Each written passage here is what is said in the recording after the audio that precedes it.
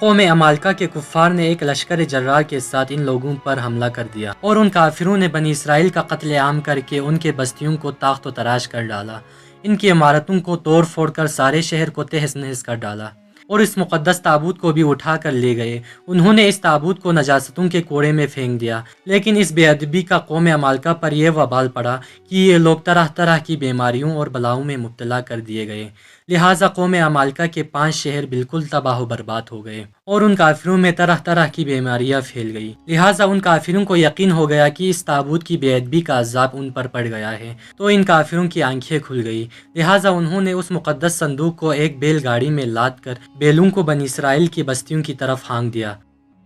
پھر اللہ تعالیٰ نے 4 فرشتوں کو مقرر فرما دیا جو اس مبارک صندوق کو بنی اسرائیل کے نبی حضرت شموئیل کی خدمت میں لائے۔ اس طرح بنی اسرائیل کی کھوئی ہوئی نعمت دوبارہ ان کو مل گئی۔ جیسے ہی یہ تابوت بنی اسرائیل میں دوبارہ واپس آئی تو ان کی کھوئی ہوئی وقار پھر سے واپس آئی۔ قرآن مجید میں اللہ تعالیٰ نے سورہ بقرہ میں اس واقعے کا ذکر اس طرح کیا ہے اور ان سے ان کے نبی نے فرمایا کہ اس کی بادشاہی کی نشانی یہ ہے کہ تمہارے پاس صندوق آ جائے جس میں تمہارے رب کی طرف سے دلوں کا چین ہے اور کچھ بچی ہوئی چیزیں ہیں اور معزز موسیٰ و ہارون کی ترکہ ہے، اسے فرشتے اٹھائے ہوئے لائیں گے، بے شک اس میں بڑی نشانی ہے تمہارے لیے اگر تم ایمان رکھتے ہو۔